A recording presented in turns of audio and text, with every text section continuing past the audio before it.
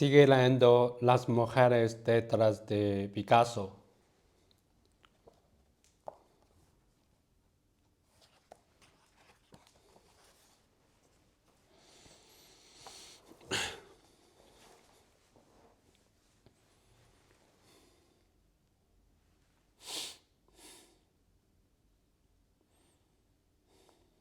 Sus músculos no se habían familiarizado nunca con el idioma de este cansancio. La mandíbula apretaba, formando nuevas heridas en el interior de la boca y en los costados de la lengua.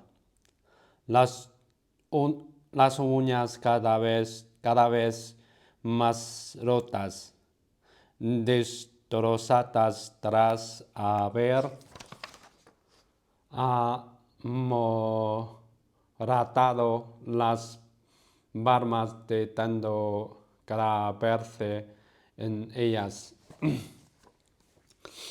La mirada perdida, vagando sin rumbo al son de esa cabeza que se abrancea, gorgando hacia atrás en la silla de ruedas, las muñecas según atadas esta vez no a una camilla, sino a Arturo de posabrazos, las tobillos igual, para que los pies no caigan y arrastran por el suelo. No esta vez, donde está Dora, la llevan a lo largo de pasillo. Es el trofeo de una victoria que no es suya, sino de la institución. Han pasado 9 días desde su ingreso. El doctor Lacan no ha aparecido. Nadie le ha entregado ningún tipo de correspondencia. Si la han visitado, no lo recuerda. Si le han permitido llamar a Arguin,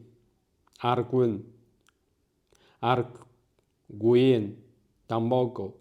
No ha sabido nada de él en todo este tiempo, ni una visita, ni una carta, ni una llamada. Visito con ella el infierno y la dejo ahí alada. Lo único que es capaz de sacarla probablemente del ensueño en el sonido de un teléfono reverbera por todo el hospital.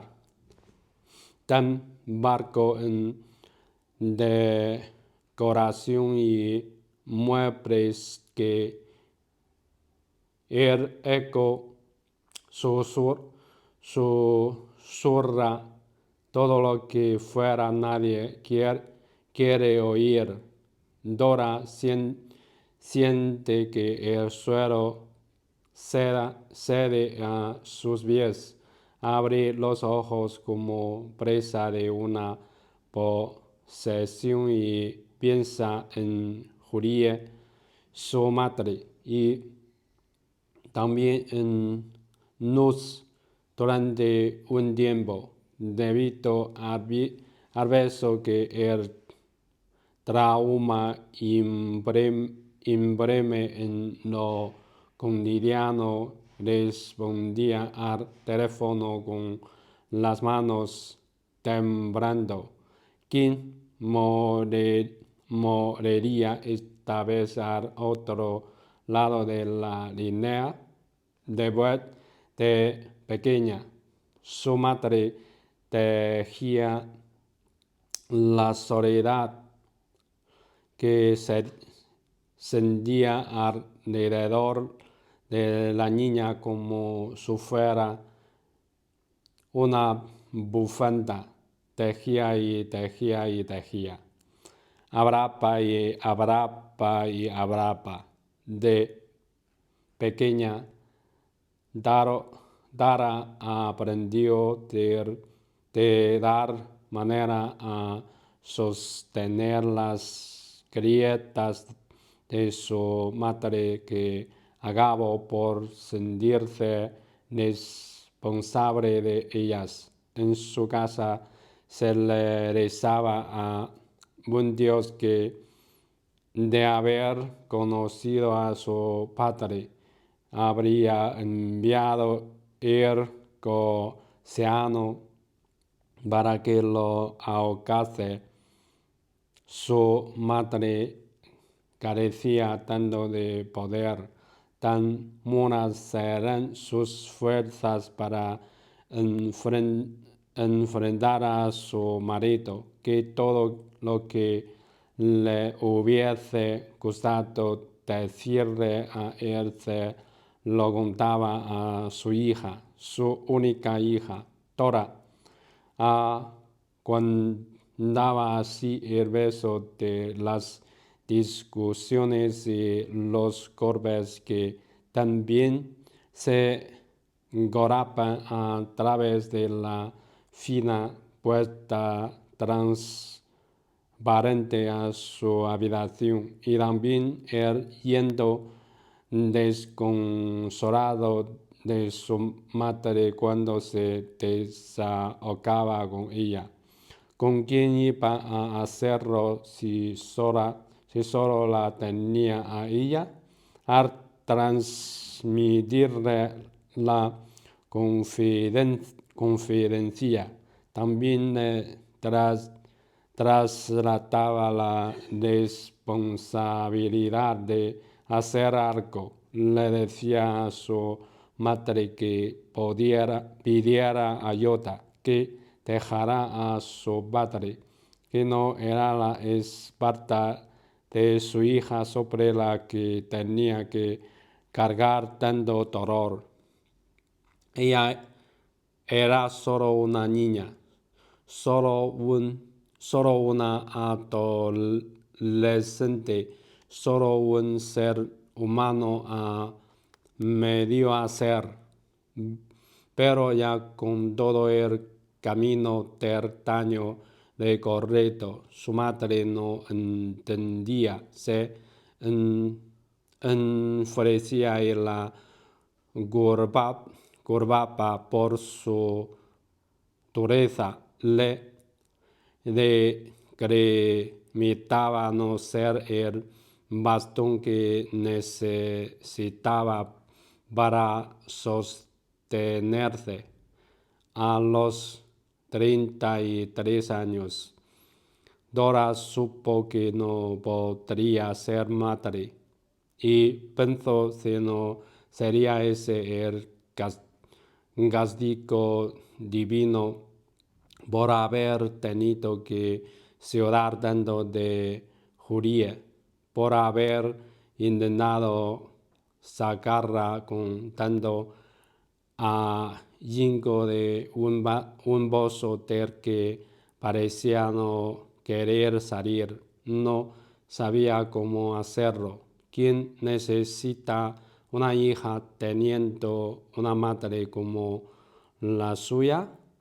Recuerda las recriminaciones que tuvo que soportar por parte del malagueño, con el que compartía su vida. Cuando se lo contó, solía de pedirle con Una mujer nunca se convierte en dar hasta que no es madre. Para él, una mujer que no es madre era una mujer a medio hacer. En 1940, con la caída de París menos del régimen nazi,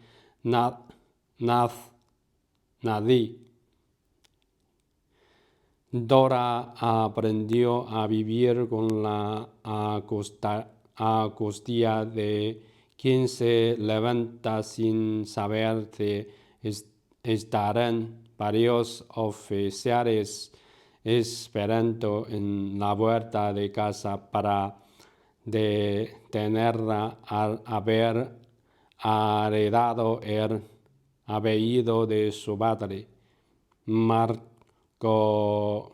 Markovitch se había basado media vida corrigiendo a toda persona que asumía que era judía. No lo soy. Es un apellido croata, decía. Al principio se lo tomaba con humor. Ser judía no era nada de lo que avergonzarse, pero a partir de la segunda mitad de la década de 1930, tanto serlo como parecerlo se convirtió en una sentencia de muerte, verídico que se acentuó aún más en el París ocupado ese mismo año. Una megafonía tronadora empezó a recorrer las calles de París anunciando a todos sus habitantes que se imponía el toque de queda a partir de las 10 de la noche. Dora, siguiendo quizás por primera vez un consejo paterno, odió la nacionalidad yugoslava y se hizo con un pasaporte que aseguraba su procedencia aria. Desde aquel momento, ante la duda y el miedo, no volvió a abandonar su domicilio sin llevarlo encima. Como su pareja había sido incluido en la lista de artistas degenerados pautada por Hitler, recibió en su residencia sucesivas visitas de grupos de soldados alemanes que arrambraban con todo, revisaban sus pertenencias e interrogaban a quien hubiera en la casa. Cuando Dora estaba presente, nunca llegó a vivir con él, sentía que en cualquier momento el corazón se le sortaría del pecho. Luego era ella quien ayudaba a Inés, la sirvienta, a arreglar los destrozos y devolver todo a su sitio. Vivía con la sensación constante de que la llevarían presa. Así que cada día que pasaba con Vita era un regalo, pero también una maldición. ¿Cuándo sería? ¿Cómo llegaría el momento? ¿Cuál sería el error? Él, en cambio, vivía relativamente tranquilo. Se había protegido por sus amistades y sus admiradores le enviaban todo lo que podían por correo para que no le faltase de nada. Su casa, taller en Dueres Grandes, Augustins, que ella misma le había conseguido, era una de las pocas viviendas que contaba con agua caliente, aunque fuese de manera interrumpida. La nevera de ese hogar nunca estaba vacía.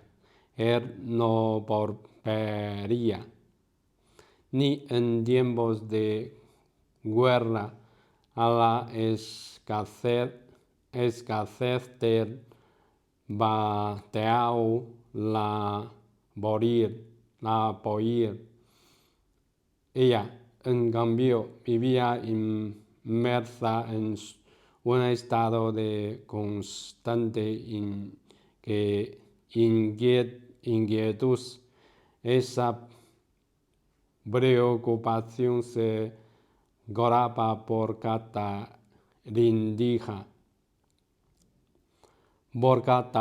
rincón y le cogía la mano allá a donde fuese.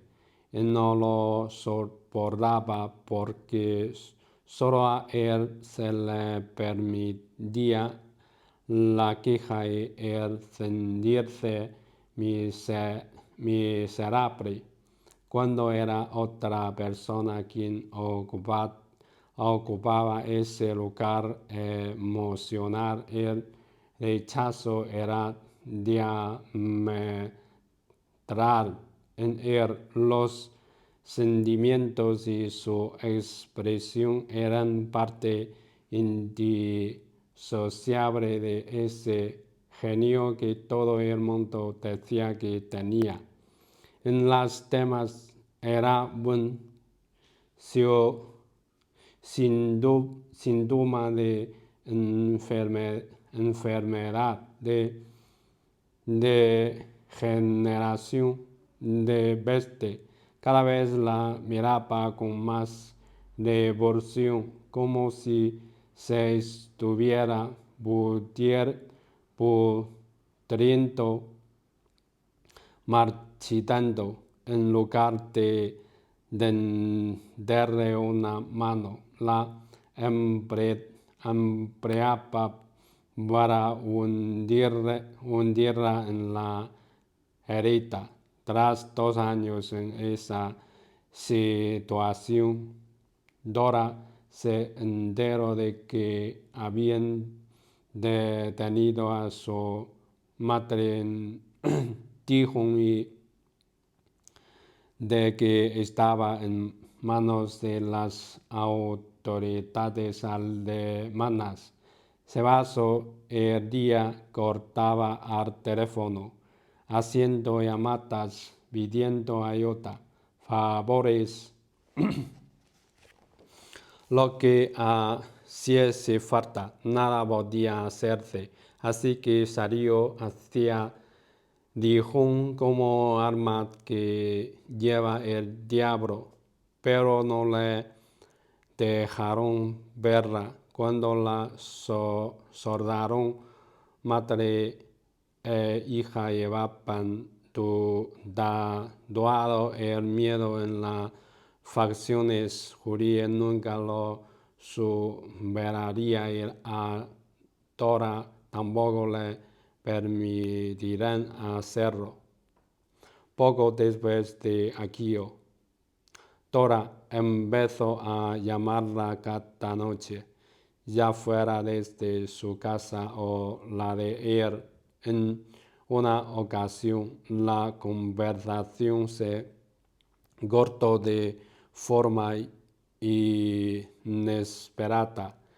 Dora miró inquisitivamente a su pareja, preguntándole con la mirada si había algún problema con la línea. Todo estaba bien, pero había dejado de oír la voz de su madre. Se había quedado callada. Le empezaron a temblar las manos. Miró la hora y eran más de las 10. No podía salir de casa. Madre, madre, ¿me oyes? Madre, contesta.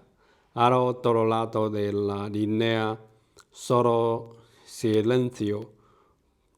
Colgó el teléfono de cualquier forma. Se desplazó con visatas de gigante hacia la entrada, hacia su abrigo y el pasaporte. Y cuando estaba a punto de abrir la puerta, notó la presión de una mano rodeando su muñeca.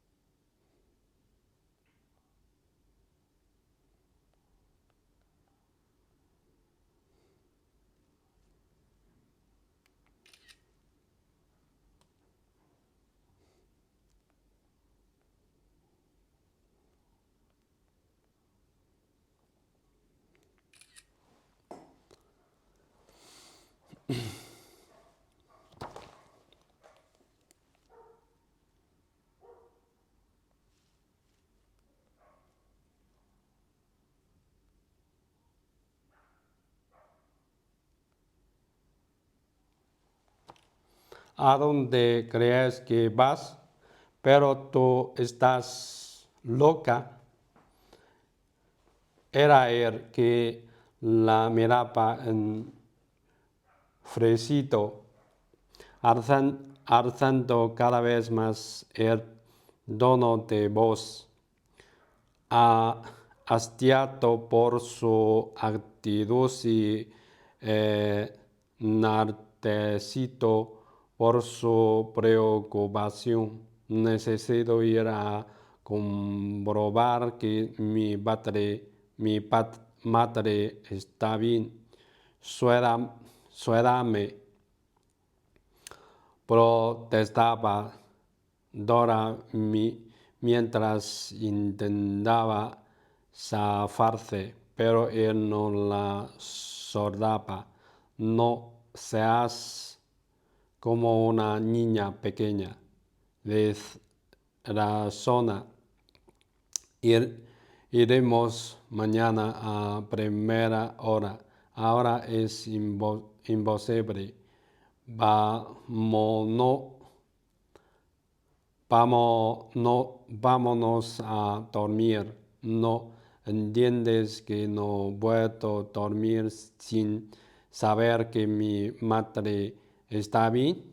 ¿Y si se ha caído? ¿Se le ha pasado algo? Tengo que ir a verla. Grito al borde de las lágrimas, hasta de su falta preocupación.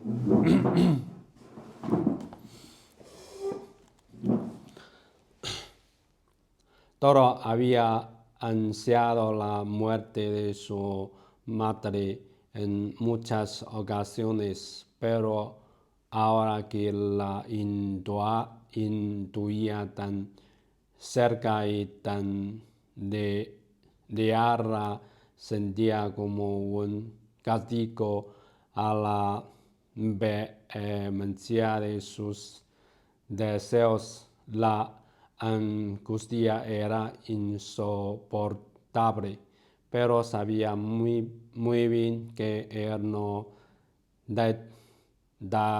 daría su brazo a torcer.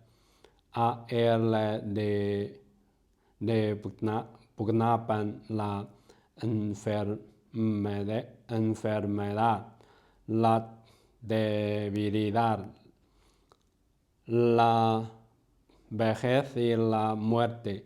No consentía que nadie antepusiera en su vida a otro que no fuera él mismo. Incluso solía cerrarse de la relación entre madre e hija.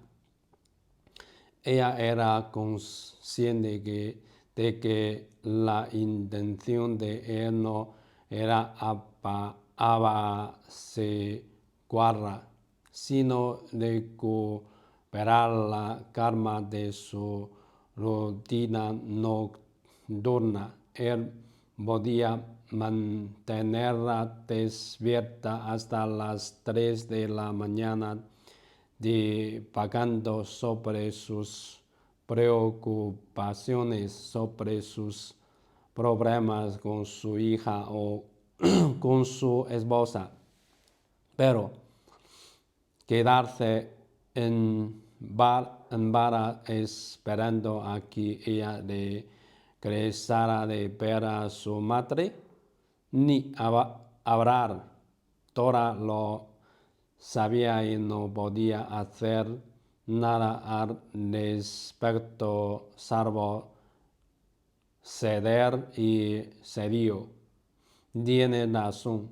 Mañana cuando se levante el toque de queda, iremos a verla bajo la cabeza.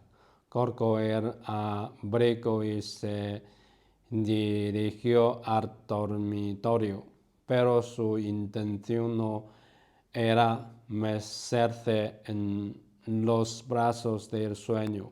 Esperó los primeros ronquitos para escurrirse fuera de las sabanas, caminar de puntillas por el vacío y repetir la misma maniobra de una hora antes. Cuando llegó a domicilio de su madre, giró la llave, abrió la puerta y se le encontró petrificada en el suelo, sin vida, todavía con el teléfono en la mano. 4 años después encontraría en el teléfono otra vehículo hacia el Duero. Esta vez en el de Nus Luar, una de sus más íntimas amigas, a quien adoraba fotografiar por aparato, y también con su marido Paul, en una época del extremo agotamiento mental y físico. Poco más de un año de medio después de haber conseguido salir de su encierro, cuando se guardaba en su apartamento de Rue de Saboie. Una mañana descolgó el teléfono para proponerle a Nus que comiencen juntas ese día. Pocas horas después era Baur quien la llamaba para darle la noticia de que su amiga acababa de morir a causa de una hemorragia cerebral.